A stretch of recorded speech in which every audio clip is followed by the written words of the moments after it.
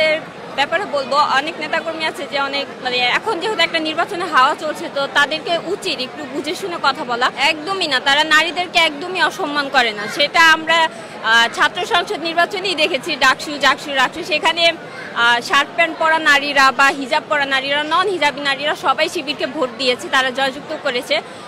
তারা একদমই নারী বিদ্বেষী না, এটা একটা গুজব বলতে গেলে। তারা নারীদেরকে খুবই সম্মান করে, খুবই শ্রদ্ধা করে এবং তারা নারীদেরকে মানে আত্মবিশ্বাস জাগাতে খুবই সাহায্য করে, যে তারা তাদেরকে কোনো সময় বাধা দিবেন, এটা আমি একদমই মনে করি না। আমি যে এসেছি তাদের একটা ইভেন্টে, সেখানে আমি দেখেছি তারা আমাকে অনেক বেশি শ্রদ্ধা করেছে এবং অনেক ভালোভাবে আপ্যায়ন করেছে আমার। আমি জামাতের ব্যাপারে বলবো, অনেক নেতাকর্মী আছে যে অনেক মানে এখন যেহেতু একটা নির্বাচনে হাওয়া চলছে, তো তাদেরকে উচিত একটু বুঝে শুনে কথা বলা।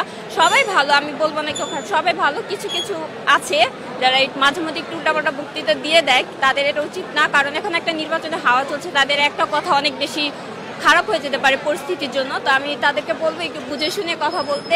ইনশাল্লাহ ইনশাল্লাহ এবার পরিবর্তন আসবে, কারণ এবার বাংলাদেশের জনগণ জেগেছে, তারা দেখছে বুঝছে যে কোনটা ভালো, কোনটা দেশের জন্য ভালো, এটা জনগণ ভালো করেই জানে।